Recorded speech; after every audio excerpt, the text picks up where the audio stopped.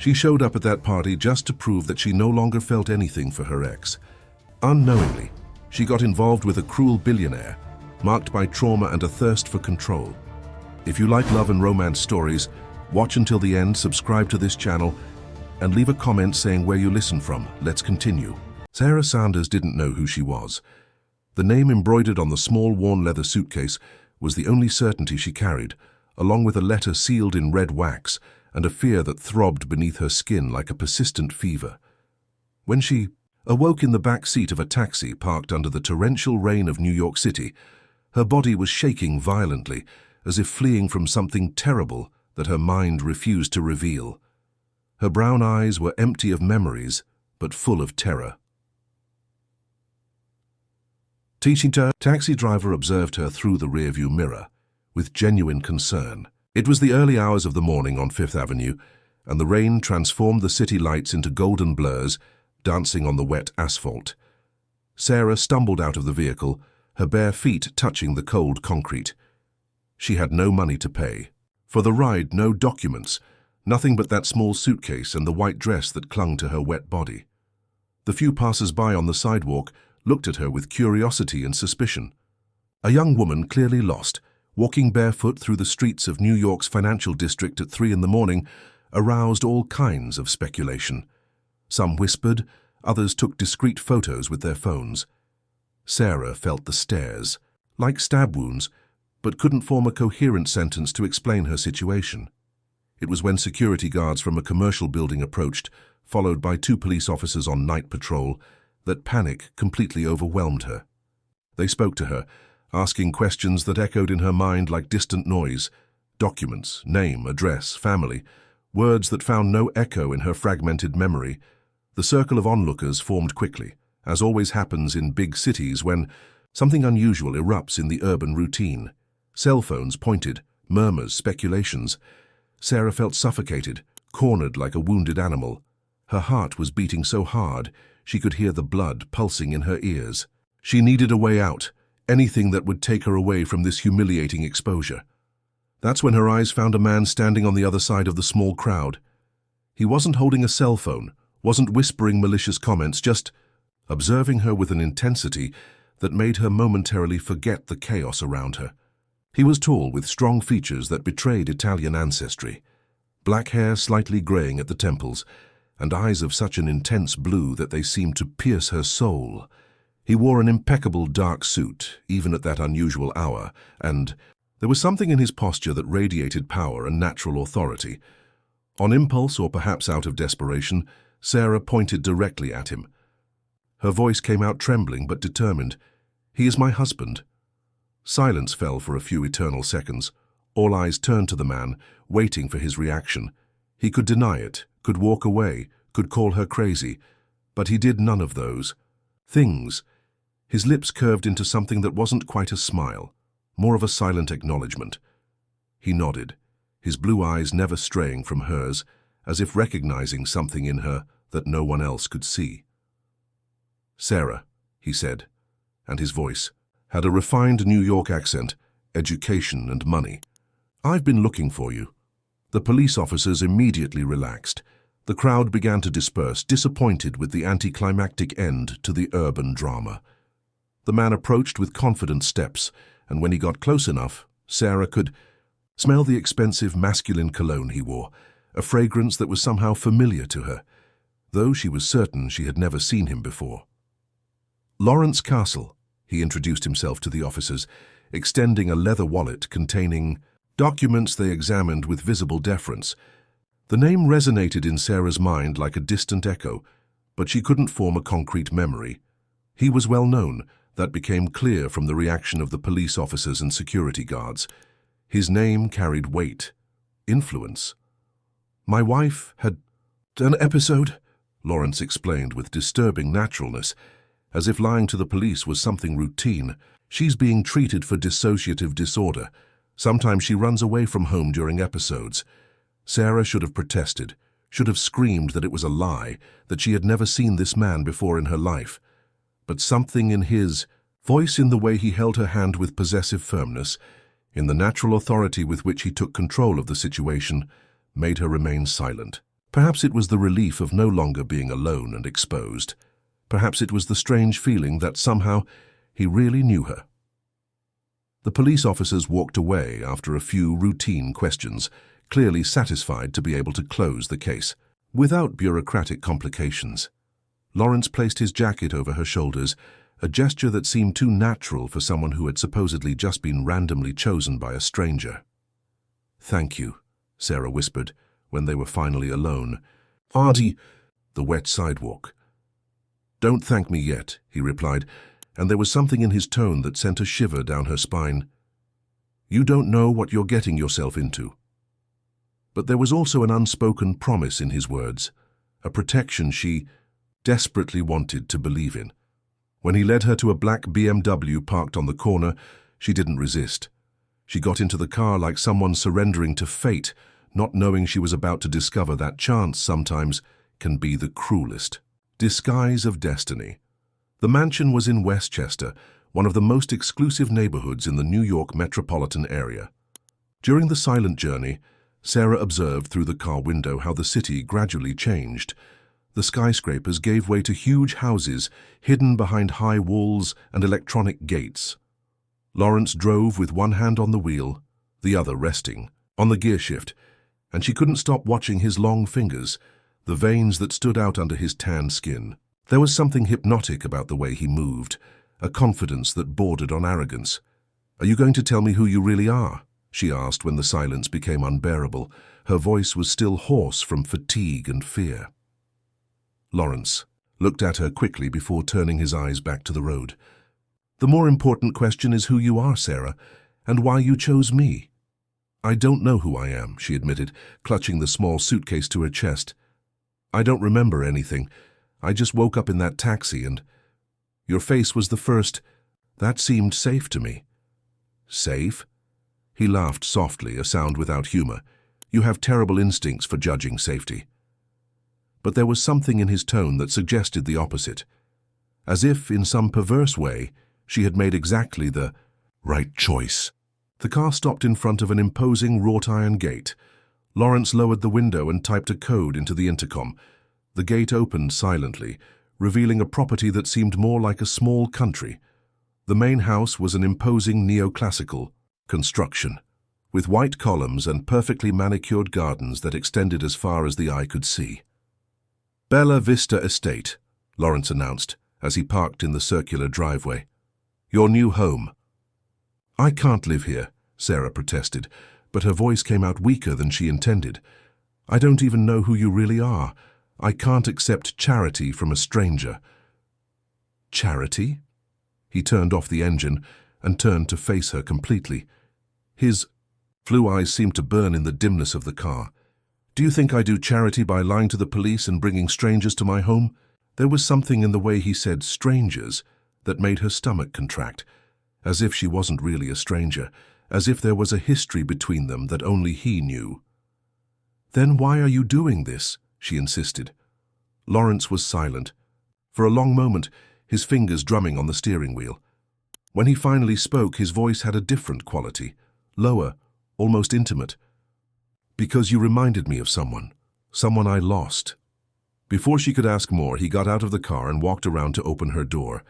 His hand extended to help her, and when she touched it, an electric current ran up her arm. It was a strange sensation, as if their bodies recognized each other even if their minds did not. The house inside was even more impressive than outside. High ceilings, crystal chandeliers, antique furniture that seemed worth more than many homes.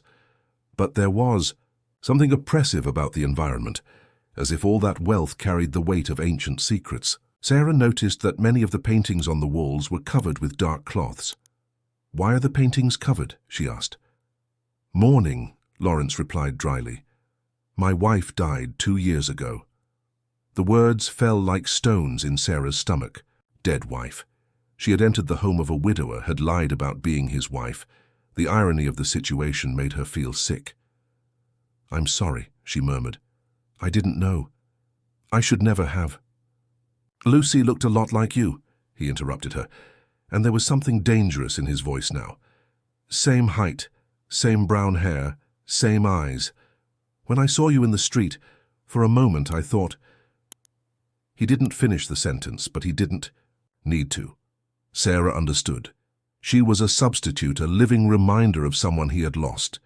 The realization should have made her run away from there, but instead she felt strangely attracted to the pain she saw in his eyes. An elderly woman appeared in the entrance hall. She had grey hair pulled back in a rigorous bun and wore a dark uniform that made her look more like a Victorian housekeeper than a modern employee. "Mrs. Martinez," Lawrence addressed her in a respectful tone, "this is Sarah. She will be staying here with us for a while." Mrs. Martinez examined Sarah from head to toe with sharp eyes that missed no detail. There was disapproval in her gaze, but also a poorly disguised curiosity. "Is the East Tower room ready?" Lawrence asked. "It always is, Mr. Lawrence," she replied, but her voice carried a weight that Sarah couldn't interpret. Lawrence led her through corridors that seemed to extend infinitely. The walls were decorated with antique wallpaper in shades of gold and burgundy, and the floor was covered with Persian rugs that muffled their steps. There was something labyrinthine about the construction, as if the house had been designed to confuse those who didn't know its secrets. The room where he took her was on the 3rd floor, in a tower that offered a panoramic view of the gardens.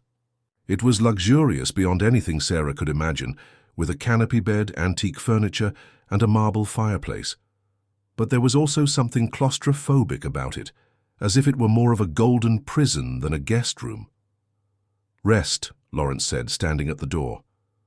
"Tomorrow we'll talk more." "Lawrence," she called when he was already leaving, "thank you for helping me, for not turning me over to the police."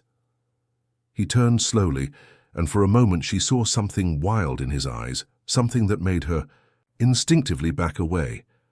"Don't thank me, Sarah," he said, and his voice had an almost threatening quality. "You still don't understand where you are. This house keeps secrets, and now you're part of them." The door closed with a soft but definitive click. Sarah was left alone in the luxurious room, hugging her small suitcase, with the feeling that she had just made a pact with the devil. Outside, dawn was breaking, but she was certain that she had entered a darkness from which she might never be able to escape. Sarah woke to the sound of rain beating against the tower windows. For a moment, she didn't know where she was. The luxurious room seemed unreal under the grey light of the New York morning. Then the memories of the previous night came back like an avalanche. The taxi, the street, Lawrence. She got up from the canopy bed and walked to the window.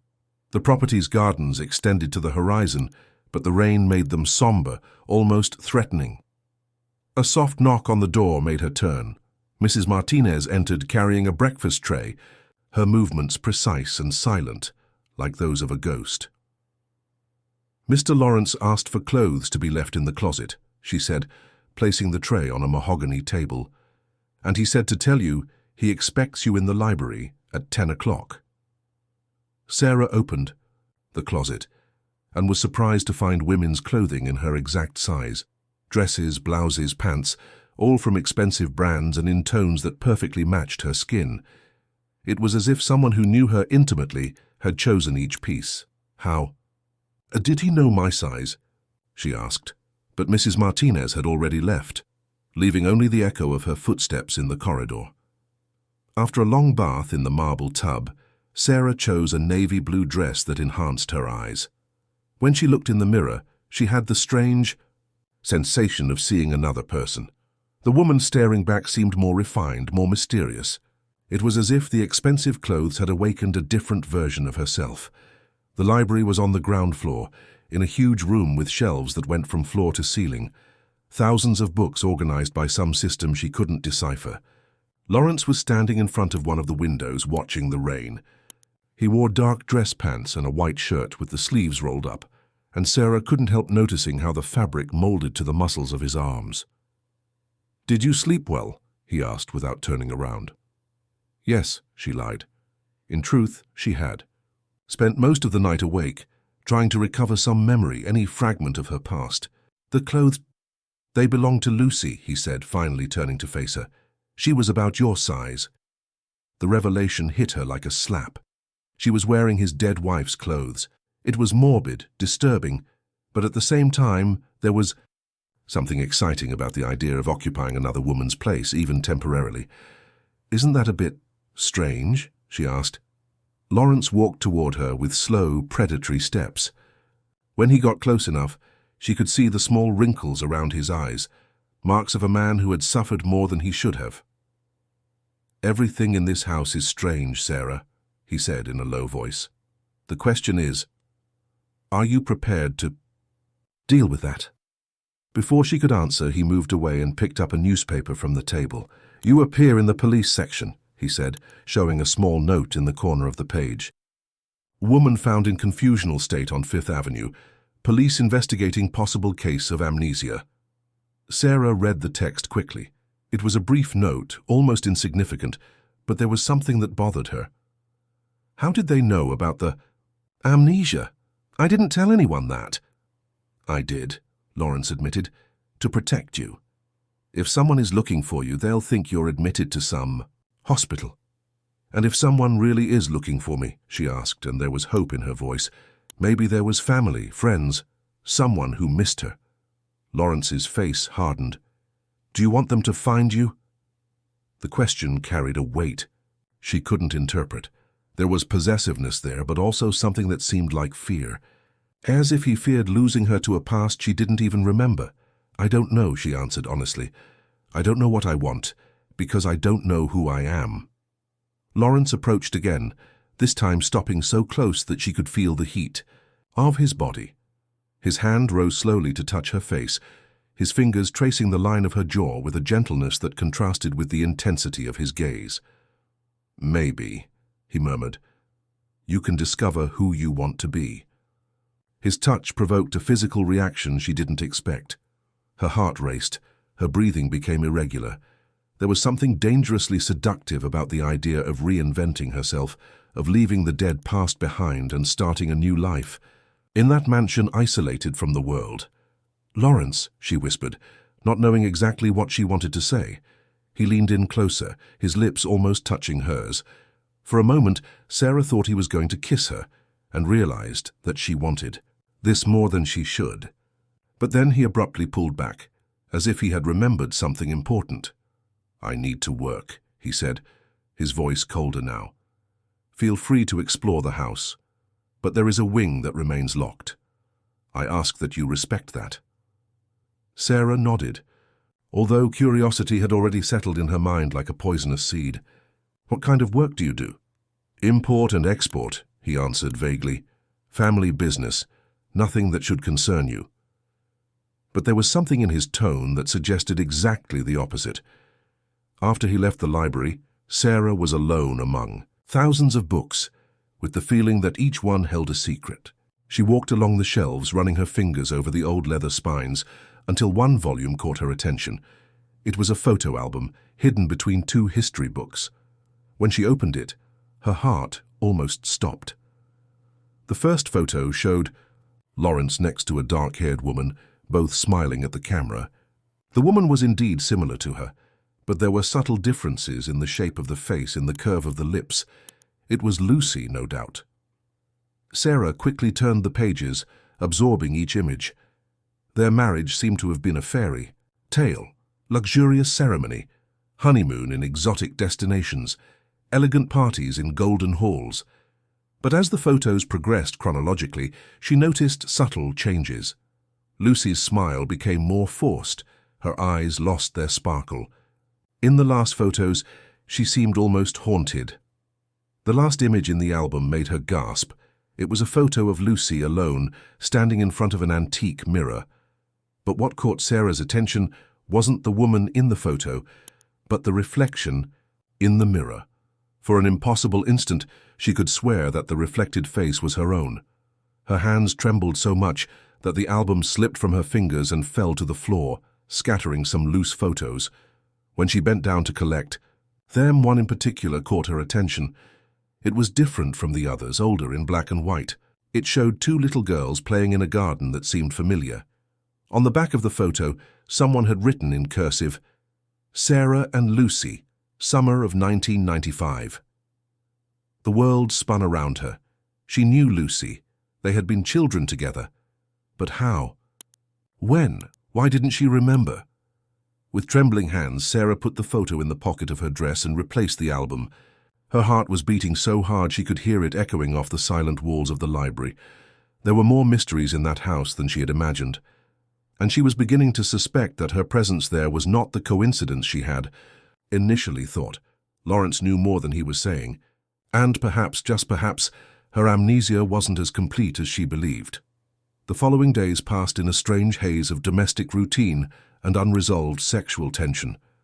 Sarah would wake up every morning in the tower room, have breakfast prepared by Mrs. Martinez, and spend the afternoons exploring the permitted corners of the mansion.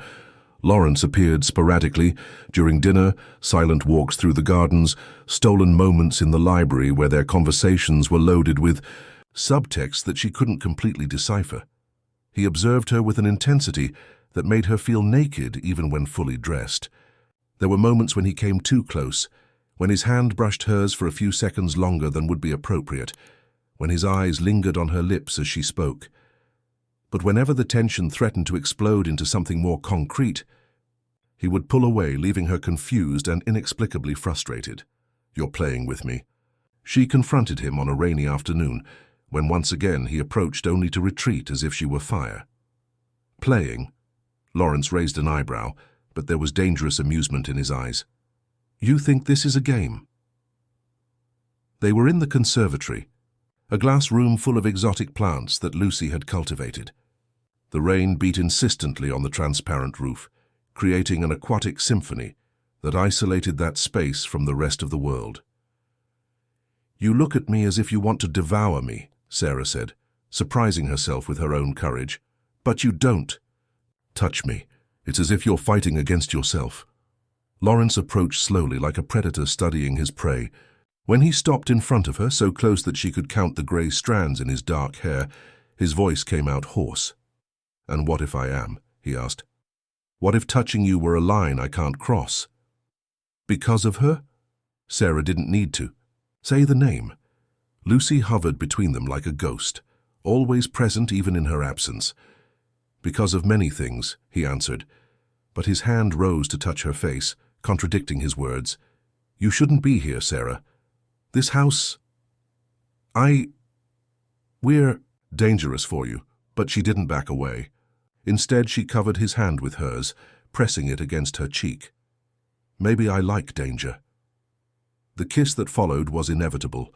Lawrence pulled her against him with a desperate urgency, his lips taking hers with a hunger that had been pent up for days.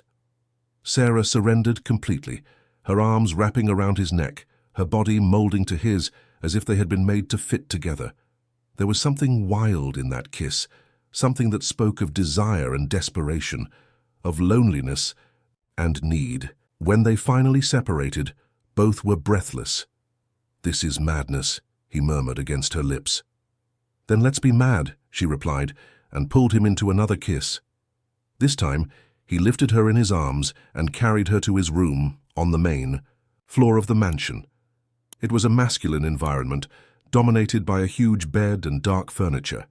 But what caught Sarah's attention was the portrait on the wall, Lucy, eternally young and beautiful, watching them with eyes that seemed too alive. "For a painting." "Take it down," she asked, pointing to the portrait. "What?" "Take down the portrait. I can't. Not with her watching us." For a moment she thought he might refuse. His eyes moved between her and the portrait, a silent battle happening in his mind. Then, without a word, he turned the picture to face the wall. What happened next was an explosion of pent-up passion. Lawrence possessed her with an intensity that bordered on violence, but always tempered by an unexpected tenderness. He touched her as if he were memorizing every curve of her body, as if he feared she might disappear at any moment. Sarah surrendered without reservation, discovering a sensuality she didn't know she possessed. Each touch from him awakened sensations that seemed both ancient and new at the same time. It was as if her body recognized his hands, even if her mind held no memory. Afterward, as they lay intertwined, she traced small scars she had discovered on his chest. "How did you get these?" she asked. "Work accidents," he answered vaguely, but his hand captured hers, preventing her from exploring further.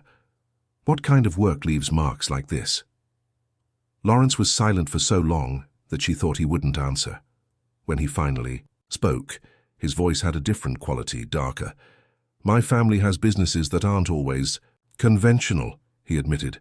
Import and export, as I said, but not all merchandise passes through official channels.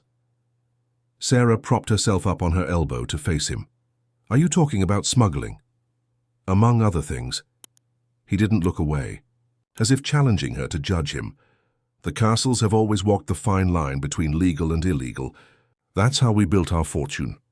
She should have been shocked, should have gotten up and left, but instead she felt strangely excited by the revelation. There was something seductive about the idea of being with a dangerous man, of being part of a forbidden world. And Lucy knew? His face hardened. Lucy knew everything and hated everything. Is that why she died? Lucy died because... He stopped abruptly, as if he had almost revealed something he shouldn't. Lucy died in an accident. End of discussion. But his tone suggested exactly the opposite. There was guilt there, secrets that fermented like sour wine. Sarah wanted to insist, but something in Lawrence's expression warned her that there were limits she couldn't yet cross. Instead, she snuggled against his chest, listening to the sound of his heart. I'm not leaving, she said softly. You should. But I won't. He tightened his arms around her, and she could feel the tension gradually leaving his body. You don't know what you're getting into, Sarah. Then, teach. A hour later, when Lawrence fell asleep, Sarah stayed awake watching his relaxed face for the first time since she'd met him. There was something almost vulnerable in his expression during sleep, as if all the masks and defenses had finally fallen. That's when she heard it, a soft sound coming from the hallway. Footsteps, but everyone in the house should be asleep. Careful not to wake Lawrence, she got up and put on a robe. The corridor was dark, illuminated only by moonlight coming through the tall windows. The footsteps were coming from above, from the floor where her tower room was, but there was something strange about the rhythm, something that didn't seem human. Sarah climbed the stairs silently, her heart beating harder and harder. The third-floor corridor was empty, but one of the doors, one she had never seen open, was ajar. It was the entrance to the forbidden wing that Lawrence had mentioned. Against all her self-preservation instincts, she approached. What she saw through the crack made her gasp.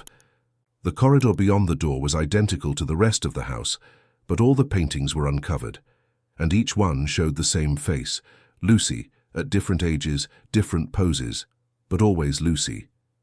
It was like a morbid sanctuary, a museum dedicated to a dead woman. But what disturbed her most was realizing that, in the more recent portraits, Lucy didn't look happy.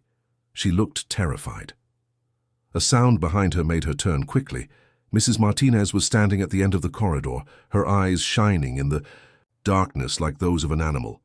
You shouldn't be here, the woman said, her voice laden with threat. I just heard a noise. Go back to your room, Mrs. Martinez ordered, and forget what you saw. Sarah obeyed, but as she descended the stairs, she couldn't shake the feeling that she had discovered only the tip of an iceberg. The house held much darker secrets than she had imagined, and she was beginning to suspect that her presence there might not be as welcome as Lawrence made it seem. The next morning, Sarah woke up alone in Lawrence's bed. The sheets beside her still held the warmth of his body, but he had disappeared without a trace. She dressed quickly and went downstairs to look for him, but the house seemed strangely empty. Even Mrs. Martinez was absent, leaving only a tray of cold coffee in the kitchen. That's when she heard voices coming from Lawrence's office. She approached the half-open door and recognized his voice, but he was speaking in a low, urgent tone with someone she couldn't identify. She can't know yet, Lawrence was saying. Not until I'm sure she's safe. You're playing with fire, replied a male voice with a New York accent. If she recovers her memory before you tell her the truth, she won't recover. The doctors were clear about that. And if you're wrong, if it all comes back at once. There was a long silence, laden with tension. When Lawrence spoke again, his voice had a desperate quality that made Sarah's heart contract. Then I'll lose everything again. Sarah moved away from the door, her heart beating erratically. Doctors? What doctors? And what exactly was it that she couldn't know? Her suspicions about Lawrence grew like weeds, poisoning the happiness she had felt the night before. She decided to explore the mysteries of the house more deeply. She went back to the library, this time looking for more concrete clues about Lucy's past and her possible connection to her. She searched drawers, looked behind books, until she found a small key hidden inside an old copy of a classic novel. The key was delicate, ornate, clearly meant to open something important. Sarah examined it in the light from the window, trying to imagine what secret it guarded.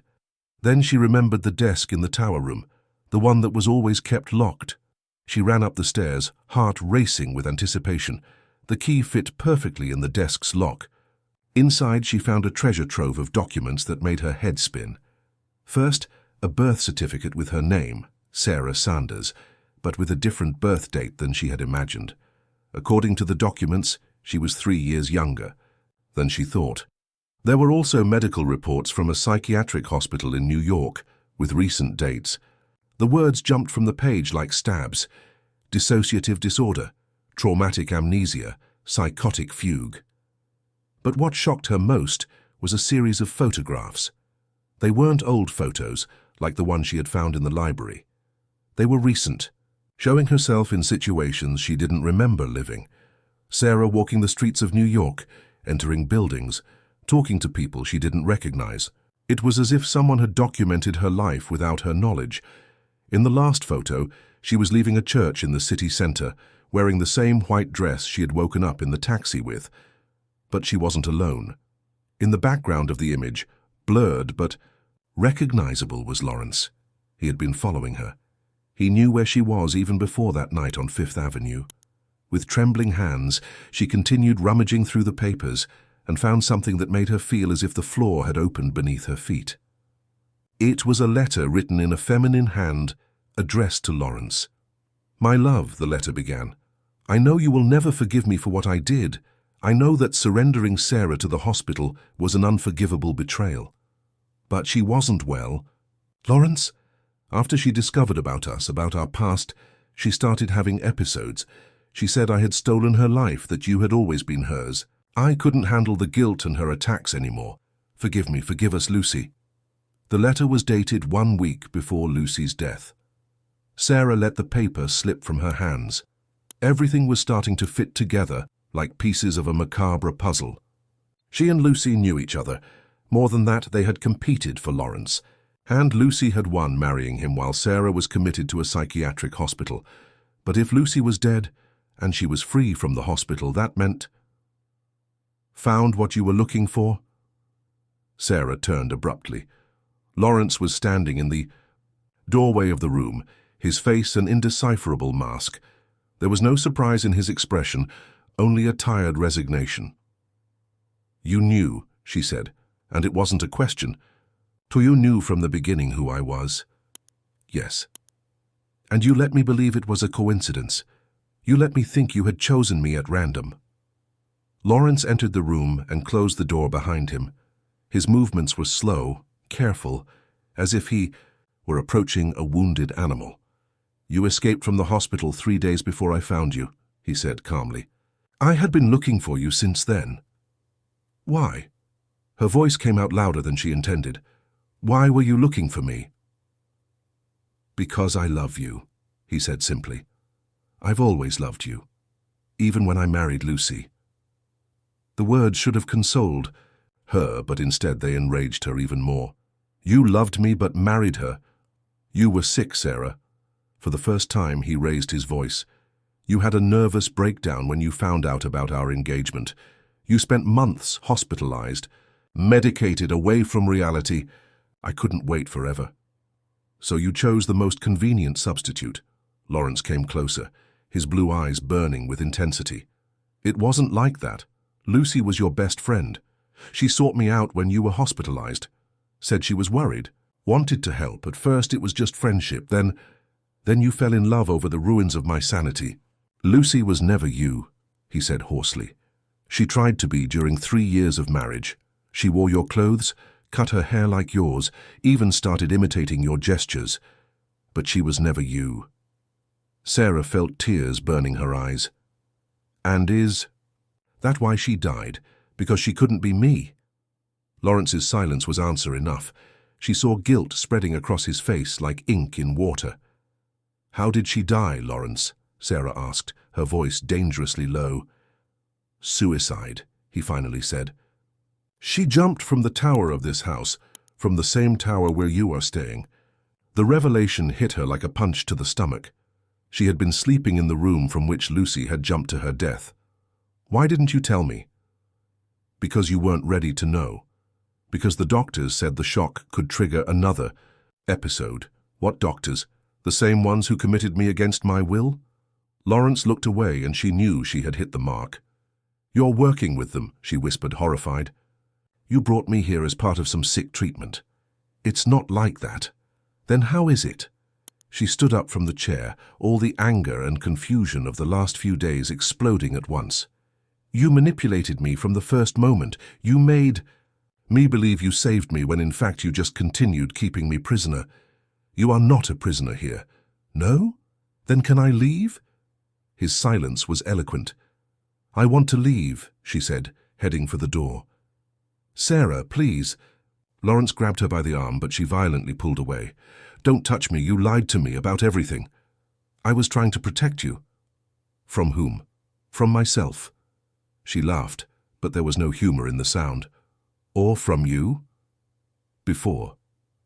He could answer. She ran out of the room. She needed to get out of that house, out of that suffocating atmosphere of lies and manipulation.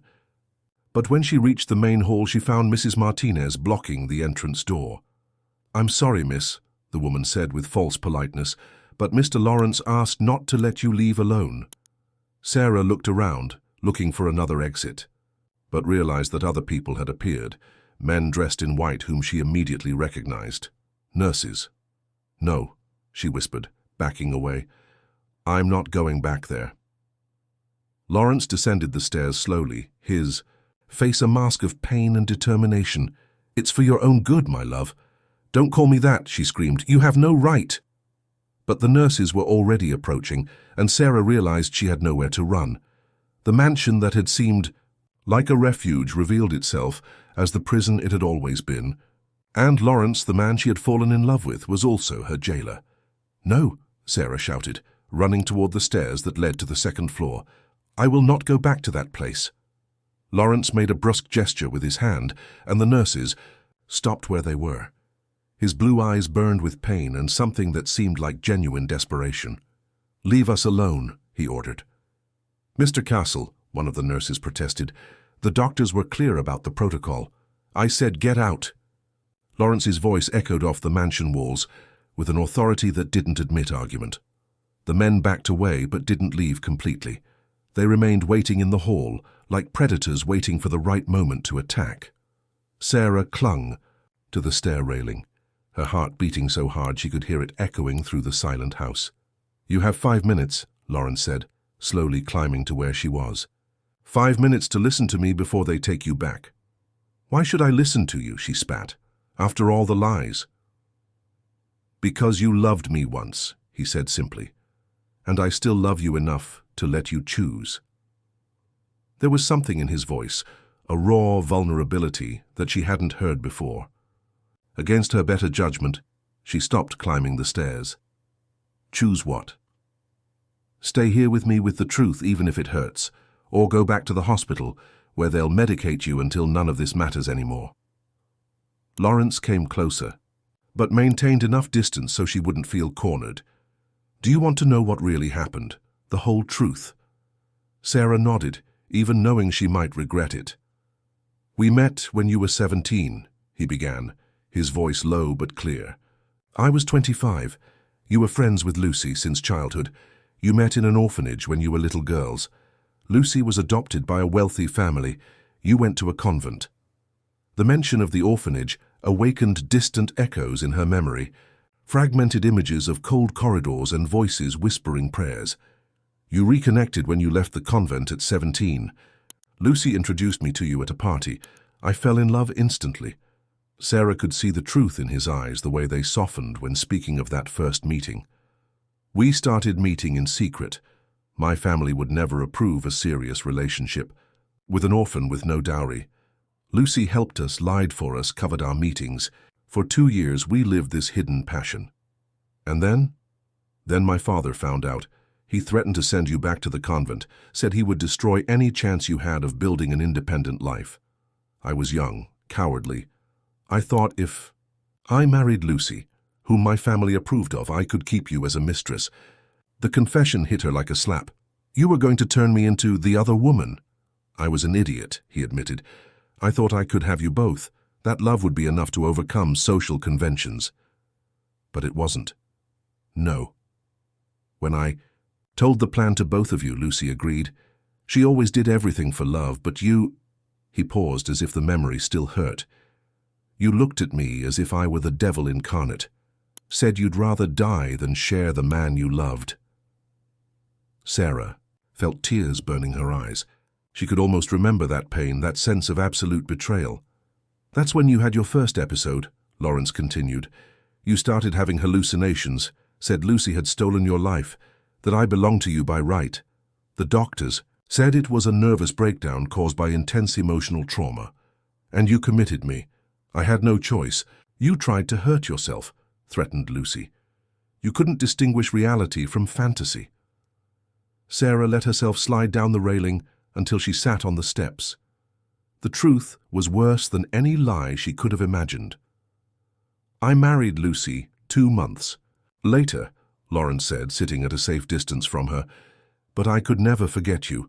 I visited you at the hospital whenever the doctors allowed. Lucy came along, tried to help with your recovery. How did she really die? Lawrence was silent for so long that she thought he wouldn't answer.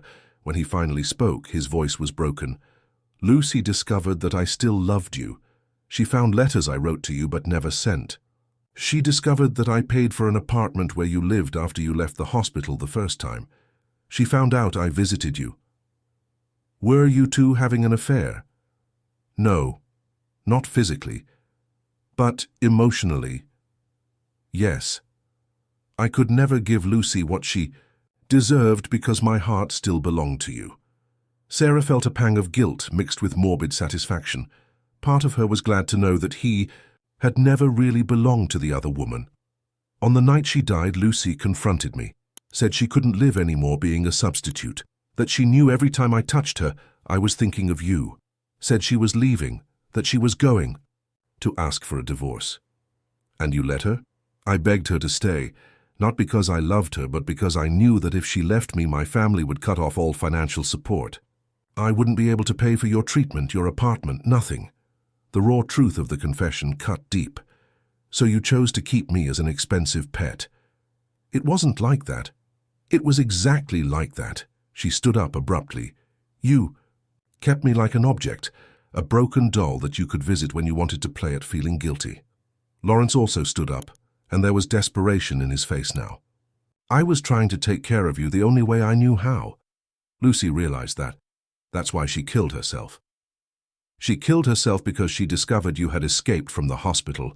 She found you walking the streets in an episode, talking to yourself. She brought you back here to this house. You didn't remember anything, just like now. Lucy thought she could help, that she could take care of you. Sarah felt a shiver run down her spine. I've been here before. For 3 days. Lucy brought you home, gave you her clothes, put you in the tower room exactly as I did now. And what happened? You started to remember, gradually, in fragments. And when you fully remembered who I was, how you had been betrayed, and you attacked Lucy, said she had stolen your life, that you were going to take back what was yours. Sarah's blood ran cold. Did I hurt her? You tried to push her from the tower. Lucy managed to break free, but she was terrified. That same night after you fell asleep medicated, she went up to the tower and jumped. Sarah finished, horrified. She left a letter saying she couldn't live with the guilt anymore, that she knew you and I had loved each other from the beginning, that she had been an intruder in your story. She asked forgiveness and said she hoped that with her out of the way we could finally be together. Sarah covered her face with her hands. The truth was much worse than any fantasy her amnesiac mind had created. She wasn't just the victim in that story. She was also the villain. That's why you brought me back, she whispered. To try again. To try to get it right this time, Lawrence confirmed. To love you without lies, without games, without Lucy between us. But if I remember everything again, maybe this time will be different. Maybe this time you can forgive. Both of us. Sarah looked at the nurses waiting in the hall below, then at Lawrence beside her. Two options stretched before her like diverging roads, the medicated oblivion of the hospital or the raw pain of truth in that haunted house. "And if I choose to stay," she asked, "then we'll try to write a different ending to our story. And if I can't, if the madness returns," Lawrence extended his hand to her, an offer and a request at the same time, "then we'll face it together, as we should have done from the beginning." Sarah looked at the outstretched hand, knowing that taking it meant accepting not only his love but also her guilt, her madness, her bloody past. It was a pact with the devil, but perhaps it was the only path to redemption. Slowly, she placed her hand in his. Lawrence dismissed the nurses with a single look, but Sarah knew they hadn't gone away. They probably waited in the gardens, ready to act at the first sign that she had lost control again. The house that had previously seemed like a refuge now revealed itself as a golden prison, where every corner held memories she couldn't fully access. "Show me," she said, still holding his hand. "Show me everything, all the places where we were together, all the memories you have of us." Lawrence hesitated. "Sarah, maybe it's better to leave the past." "No," she interrupted him firmly. "You said you wanted total honesty. So give me that, the whole truth, even if it destroys me." He first led her to the garden at the back of the property, where an old gazebo stood among wild rose bushes. "This is where we kissed for the first time," he said, his voice laden with nostalgia. "You had just turned 18. Lucy had organized a small party, just the three of us." Sarah touched the stone columns of the gazebo, hoping some memory would emerge, but there was only the vague echo of lost happiness. "What was I like back then?" "Wild," Lawrence smiled, and for the first time since she had met him, his expression seemed genuinely free of pain. "Brave, passionate, stubborn. You didn't accept society's rules, questioned everything. You said, 'True love should be free from conventions.' Ironic, considering I ended up locked in a psychiatric hospital." "You're not locked up now," he said, pulling her closer. "You can leave at any time, the door is open." But they both knew that wasn't true. If she left, the nurses would take her back. And even if she managed to escape, where would she go? She had no family, no friends beyond the fragmented memories of Lucy, no identity beyond the name embroidered on an old suitcase. "Continue," she asked. He took her to a small artificial lake in the middle of the gardens. "This is where I proposed to you," he said, pointing to a flat rock that projected over the water. "You cried so much I thought they were tears of sadness." "And were they?" "No.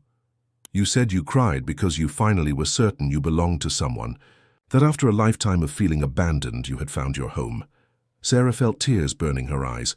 She could almost see the scene, a younger version of herself, radiant with happiness, believing that love would be enough to overcome any obstacle. "When did you know you couldn't marry me?" she asked. Lawrence's face hardened. 3 days after the proposal. My father called me to his office and showed me an investigation report he had commissioned about you. Your origin at the orphanage, your education at the convent, your complete lack of useful social connections. He said if I proceeded with the marriage, I would be disinherited." "And you yielded immediately?" "Not immediately," he admitted, lowering his eyes. "I fought for a few weeks, tried to negotiate, offered compromises, but my father was inflexible. He said if I truly loved you, I shouldn't condemn you to a life of poverty and social ostracism. So you decided to condemn me to being your mistress." "I thought I was being noble," he said bitterly, "that I was finding a way to keep you in, my life without destroying your future." They walked in silence to a small chapel at the far end of the property. It was an old construction, with colored stained glass that projected patterns of light on the stone floor. "Lucy and I were married." "Here," Lawrence said. "You were hospitalized. You didn't know about the ceremony until 2 weeks later." Sarah pushed open the heavy wooden door and entered the chapel. The air smelled of incense and wilted roses. There was something familiar about that space, a memory that danced on the periphery of her consciousness. "I was here," she said suddenly, "not for your wedding, but later, much later." Lawrence tensed. "What do you remember?" Fragments of images began to form in her mind. Herself, older, wearing black, kneeling before the altar. "I came here to pray for Lucy's soul," she whispered. "After she died, I felt responsible." "You weren't responsible." "Wasn't I?" Sarah turned to face him. "You said I tried to push her. From the tower. You were having an episode, you weren't yourself. But it was me, Lawrence. As much as you want to absolve me, it was me. Just as it is me now." She touched her own chest. "All this madness, this obsession, this inability to accept that you chose someone else, that's part of who I am." Lawrence approached her slowly. "And I love you anyway. With all your madness, all your intensity, I love you precisely because you can't love halfway. That's sick. Maybe, but it's the only form of love I know." He kissed her there, before the altar where he had married another woman, and Sarah surrendered to the kiss with a passion that bordered on desperation.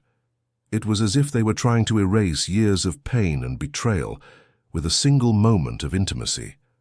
When they separated, she was breathless. "Take me home," she asked. "You are home." "No. Take me to the place where I lived, the apartment you paid for. I want to see how I lived when I wasn't hospitalized." Lawrence hesitated. "Sarah, that place, it might be traumatic. More traumatic than discovering I killed my best friend." He couldn't argue against that. An hour later, they were driving through the streets of New York toward a middle-class neighborhood in the West Zone. The apartment was on the 5th floor of an ordinary building without a doorman or luxuries. When Lawrence opened the door, Sarah felt as if she were entering a museum of her own madness. The walls were covered with photographs of her and Lawrence, newspaper clippings about his marriage to Lucy, obsessive drawings that always showed the same 3 figures in different configurations. "My God," she whispered, walking through the living room. "I was really crazy." "You were sick," Lawrence corrected her. "There's a difference." In the bedroom she found diaries, dozens of them filled with handwriting that varied between perfectly controlled and almost illegible. She opened one at random and read, "March 15th saw Lawrence today at the market. He didn't see me, but I followed him home. Lucy was waiting for him in the garden. She wears my perfume now. She's trying to be me, but she can't. Lawrence knows the difference. I see it in his eyes when he looks at her. He's looking for me." Sarah abruptly closed the diary. "I stalked you." "You loved me." "No, Lawrence. Love is not this. This is obsession. This is sickness." She continued exploring the apartment, each discovery confirming her worst fears about herself. She found clothes identical to what Lucy wore, beauty products to imitate her rival's hair and makeup, even perfume of the same brand. I wanted to be her, Sarah realized with horror, or I wanted her to cease existing so I could take her place. In the bathroom, she found bottles of prescribed medications, antipsychotics, mood stabilizers, anti-anxiety drugs. Some bottles were full, as if she had stopped taking the medicines. "That's why I had the relapse," she said, showing the bottles to Lawrence. "I stopped taking the medication. The doctor said you complained that the medicines made you feel like a zombie, that you preferred to feel pain than to feel nothing." Sarah laughed, but there was no humor in the sound. Preferring to feel pain. What irony. It seems I always knew how to choose the hardest path. She sat on the narrow bed in the apartment, looking around at the wreckage of her mental sanity spread across the walls and furniture. "Lawrence," she said finally, "are you sure you love me? Or do you love the idea of saving me?" The question caught him off guard. He was silent for a long moment, and she could see the struggle happening in his eyes. "I don't know anymore," he finally admitted. "Maybe it's both. Maybe it doesn't matter." "It matters to me," she said. "Because if you're with me out of guilt, that will destroy us." Again, Lawrence knelt before her, taking her hands. Then what do you want me to do? How can I prove this is real? Sarah looked into his eyes, searching for the truth that neither of them had the courage to say out loud. Finally, she found her answer.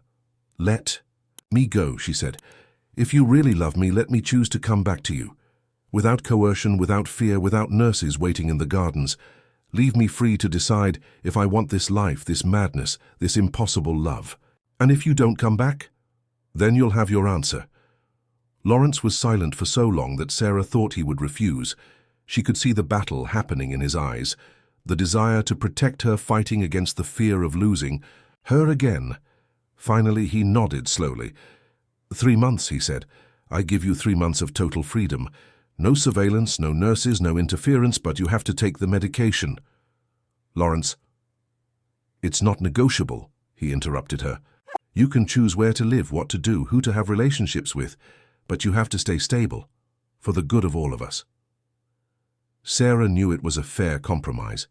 The medication would keep her functional, and the freedom would give her the perspective needed to make a conscious decision about her future. "I need money," she said, "to support myself. Already arranged. This apartment is paid for a year. There's a bank account in your name with sufficient resources.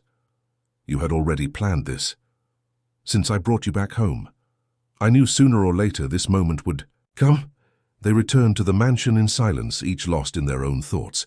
The property that hours before had seemed like a prison now looked different to Sarah's eyes, perhaps because she knew she would soon leave it of her own free will. That night, they made love for the last time before their separation. It wasn't like the other times. There was a desperate urgency, as if both were trying to engrave in memory each touch, each moan, each look. Lawrence possessed her as if he feared she would disappear at any moment, and Sarah surrendered as if it were the last time she would feel that intensity. Afterward, while he slept, she stayed awake, watching his relaxed face. For the first time, she could see him without the masks of guilt and fear. He was a handsome man, no doubt, but he was also a broken man. Carrying the responsibility for Lucy's death and Sarah's madness had left deep marks on his soul. The next morning, Lawrence took her back to the apartment. This time there were no nurses waiting, no veiled threats, just a man leaving the woman he loved free to choose her own destiny. "How will I know if you're okay?" he asked, standing at the door. "You won't know," she answered. "That's the idea." He nodded, understanding. "If you need anything, I know where to find you." Lawrence leaned in to kiss her one last time. It was a gentle kiss, almost reverent, loaded with all the words they couldn't say. "I love you," he murmured against her lips. "I know," she replied. "The question is whether that's enough." The first days alone were the hardest. Sarah found herself creating simple routines, waking up early, taking her medication, shopping at the corner market, walking in the nearby park. It was a common life, almost banal, but there was something liberating in its simplicity. She began attending therapy with a psychologist recommended by the hospital doctors. Dr. Helen was a woman in her 50s, with graying hair and gentle eyes that didn't judge. In the sessions, Sarah talked about her fragmented memories, about the guilt she carried for Lucy's death, about the obsessive love she felt for Lawrence. "Do you think you can love someone in a healthy way?" Dr. Helen asked during a particularly intense session. "I don't know," Sarah admitted.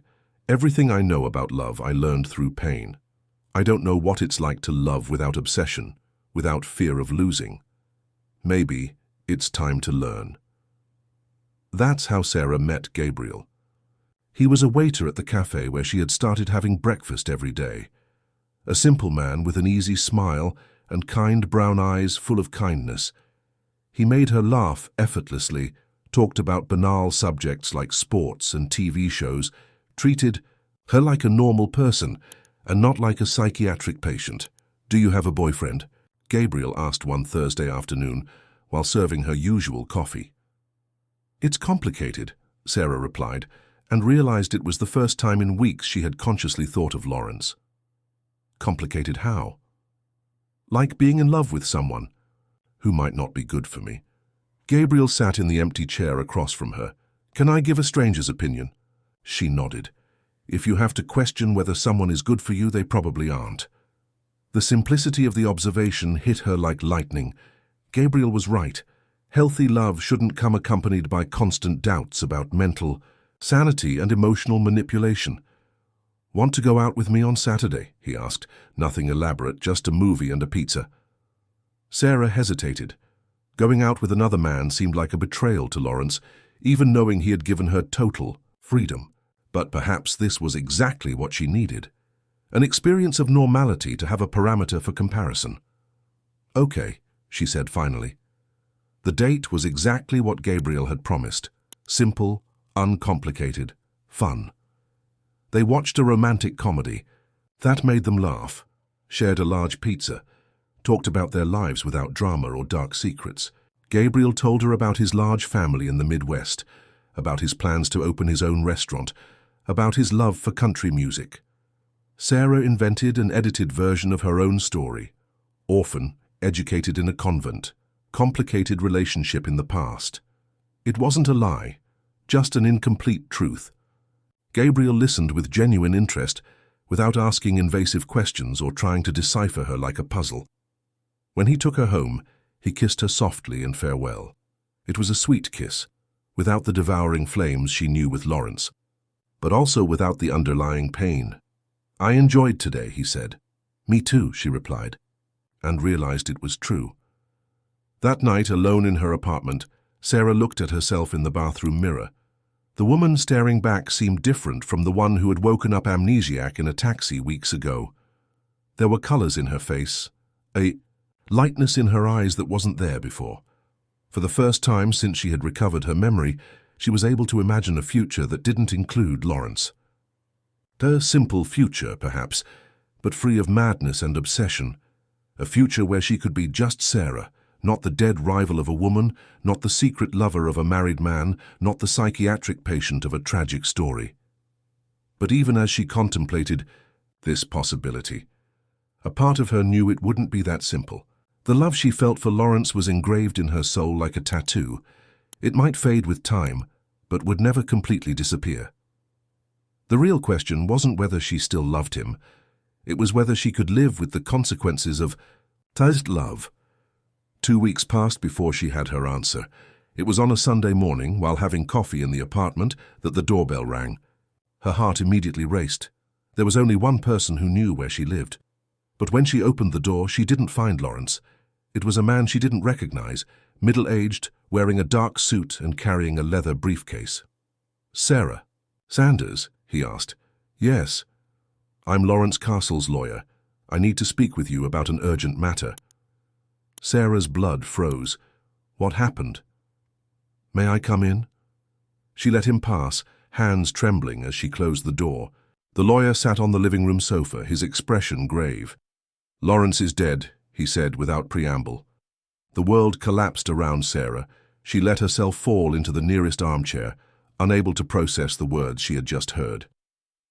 "How?" she managed to whisper. "Suicide. He jumped from the tower of the mansion, from the same window that—" He stopped, realizing the cruelty of the comparison. "From the same window as Lucy," Sarah finished, tears beginning to run down her face. "He left a letter for you." With trembling hands, she took the envelope he offered. Inside, Lawrence's familiar handwriting, "My beloved Sarah, if you're reading this letter, it means I finally found the courage to do what I should have done a long time ago. I can no longer live with the weight of guilt I carry. I killed Lucy as surely as if I had pushed her from the tower with my own hands. And now I'm killing you too, slowly, with my sick obsession. You deserve to be free, my love, free from me, from our history, from the madness we created together. In the last few days, I sent discreet investigators to follow you. I know about the cafe boy. I know you're smiling again. This makes me happy and shatters me at the same time. You chose normality, sanity, life. I choose death so that you can live completely. It's the only way to break this cycle of destruction we created. The mansion is now yours, as is all my estate. Use the money to rebuild your life, to be the strong and independent woman you always were before I broke you. Marry this good man. Have children. Be happy. Forget me. Forget Lucy. Forget this cursed story. I love you enough to let you go. Forever. Lawrence. Sarah. Let the letter slip from her hands, sobbing uncontrollably. The lawyer waited respectfully for her to compose herself before continuing to speak. There are legal issues to resolve, he said gently. The will, the transfer of properties, but that can wait. When? She managed to ask through the tears. 3 days ago. The funeral was yesterday. He left specific instructions not to contact you until after. 3 days. Lawrence had been dead for 3 days and she hadn't even felt it. While he was shattering on the ground of the property that was now hers, she was having coffee with Gabriel, laughing at silly jokes, planning a future without pain. The lawyer left, leaving her alone with her overwhelming guilt. Sarah spent the rest of the day crying, alternating between anger and despair. How dare he make that decision for her? How dare he assume she would choose Gabriel over him? She didn't even know what she felt for the cafe waiter. They were just casual dates, a timid exploration of possibilities. But deep down she knew Lawrence was right. In the last few weeks, she had experienced something she had never known before. Peace. The ability to spend entire days without feeling her heart being torn apart from within. The possibility of looking in the mirror and seeing just a woman, not a psychiatric patient or an obsessive rival. The next morning, she called Dr. Helen and scheduled an emergency session. He loved me enough to die for me, Sarah sobbed in the office, but not enough to live for me. Do you believe that? The psychologist asked. I don't know what to believe anymore. He said he gave me freedom, but in fact he gave me a worse prison. Now I'll carry the guilt of his death forever. Sarah, look at me. Dr. Helen leaned forward.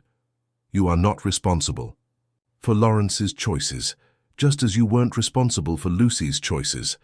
But if I hadn't existed, if you hadn't existed, maybe they would have been happy, or maybe they would have found other ways to destroy themselves. Broken people attract each other, Sarah. You, Lawrence, and Lucy were 3 people trying to heal through others, but none of you was whole enough for that. The therapist's words echoed in her mind for days. 3 broken people trying to heal through others. It was a cruel but accurate description of everything that had happened. Gabriel appeared at her apartment at the end of the week, concerned about her sudden disappearance. Are you okay? He asked, observing her swollen eyes from so much crying. No, she answered honestly. The man I loved died. Gabriel was silent for a moment, processing the information. Want to talk about it? Sarah looked at that good, gentle man, who offered a shoulder to cry on without asking complicated questions. It would be so easy to lean on him, to let his kindness slowly heal her.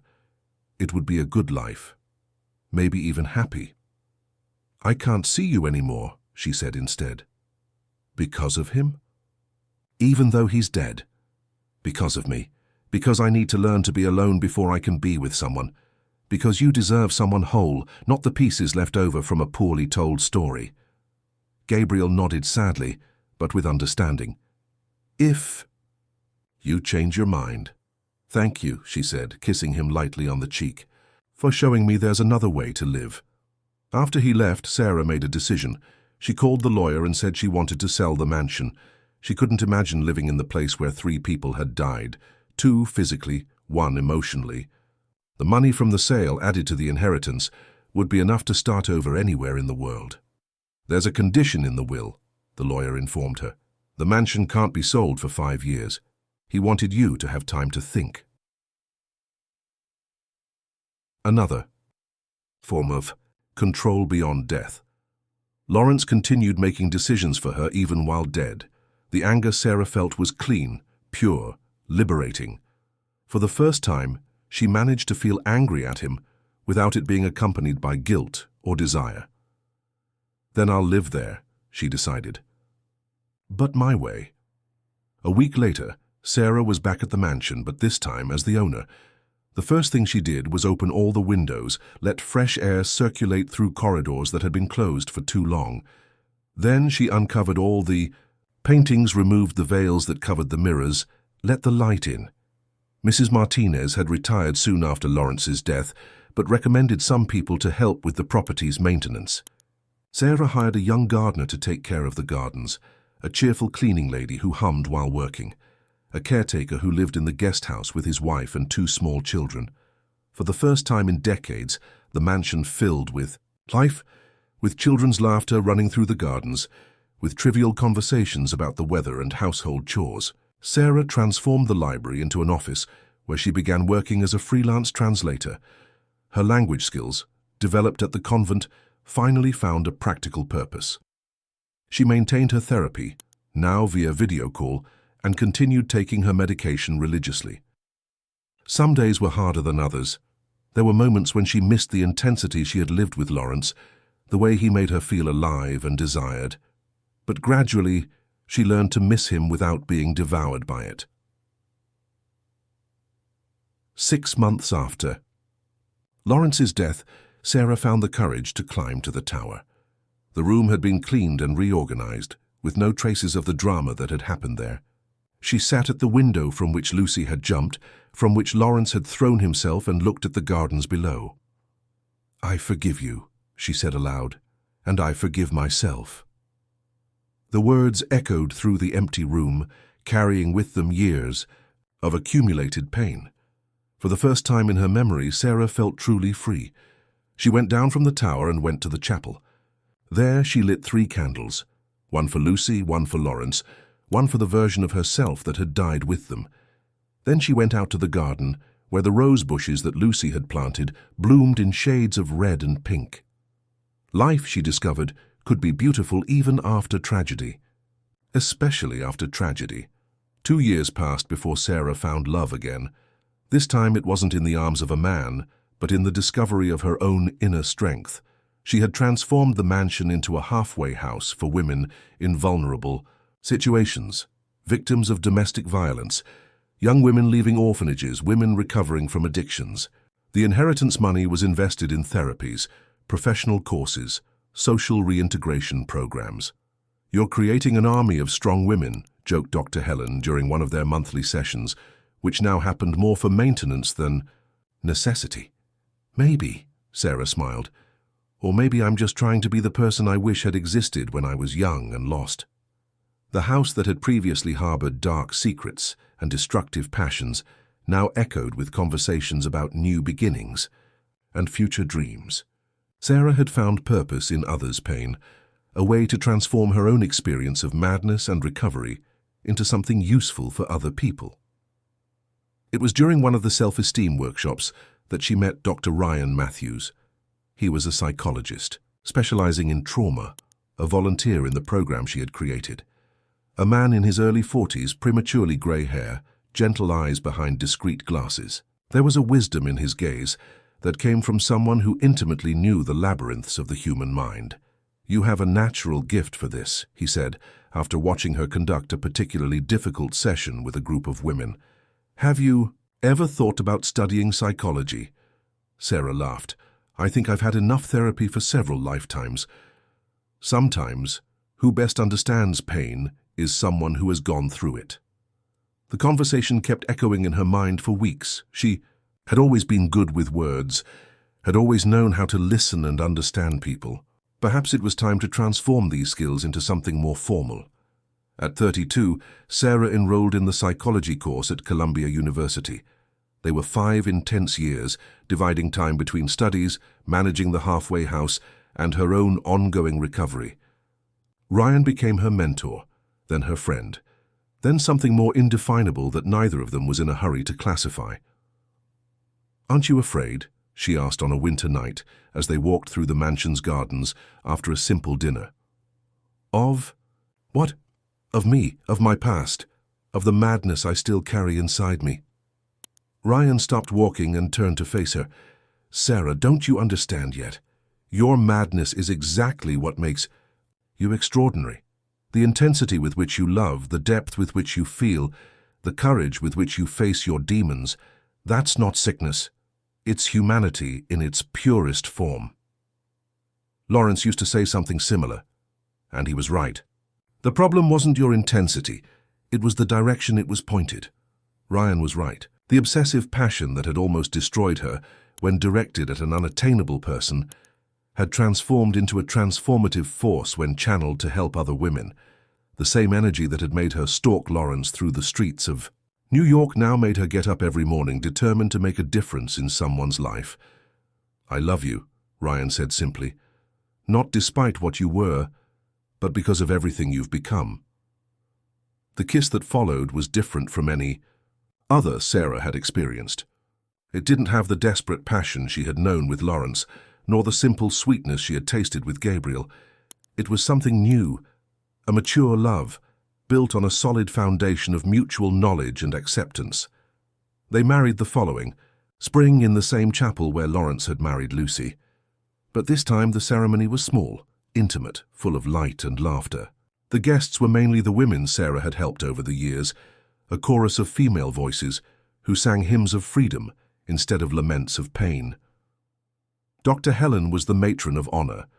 Gabriel came from the Midwest with his wife and 2 small children to congratulate the woman who had taught him about dignity and love.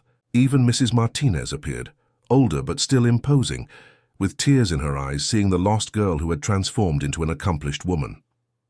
"Lawrence would be proud," she whispered in Sarah's ear after the ceremony.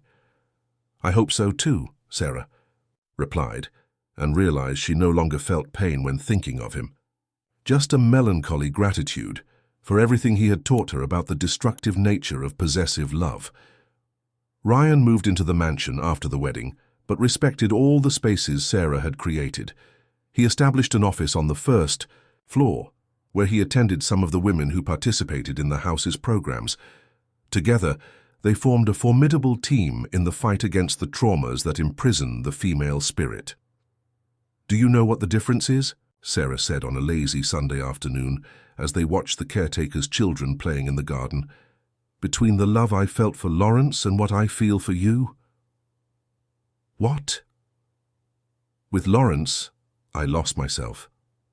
I ceased to exist as an individual to become just an extension of him. With you, I find myself. I become more myself every day." Ryan smiled, kissing her softly. "That's the secret of healthy love. 2 complete people choosing to share their completeness." That night, Sarah climbed to the tower of the mansion for the last time, not to revisit ghosts of the past, but to say goodbye to them definitively. The room had been transformed into a small memorial, photographs of Lucy, genuinely smiling, a table with Lawrence's personal objects, fresh flowers changed weekly. "Thank you," she said to the silent air, "for loving me the wrong way. You taught me to recognize the right love. For hurting me, you made me stronger. For dying, you gave me life." When she came down from the tower for the last time, Sarah knew her story with that house had finally ended. The following month, she and Ryan would move to a smaller house, closer to the university where she had begun teaching about trauma and recovery. The mansion would be permanently transformed into a therapeutic residence, directed by one of the first women she had helped. On the last night in the mansion, Sarah dreamed of Lucy. Her former friend appeared young and smiling, wearing a white dress that floated like mist. "You did it," Lucy said. "You managed to transform our pain into something beautiful." "We did it," Sarah corrected. "All of us." When she woke up, there were tears in her eyes, but they were tears of peace. Through the window she could see Ryan in the garden, watering the rose bushes that Lucy had planted years ago. Some of the women from the halfway house were helping, laughing as they worked. The morning was sunny, full of promises. Sarah placed her hand over her still flat stomach, where a new life was beginning to grow. It would be a girl she already knew somehow. A child who would grow up knowing only healthy love, who would learn early that intensity and obsession are different things, who would discover that being strong doesn't mean not breaking, but knowing how to rebuild oneself. She would call her Hope, because after all the darkness, after all the madness, after all the pain, that's what remained. Hope. The promise that poorly told stories can have happy endings, that broken hearts can love, again that lost women can find themselves, and in finding themselves help others do the same. Sarah went down to join her husband in the garden, ready to begin the first day of the rest of her new life. A life where love was liberation, not prison. A life where intensity served to heal, not to destroy. A life where she, finally, was free to be simply human, with all the imperfections, all the beauty, all the strength that implied.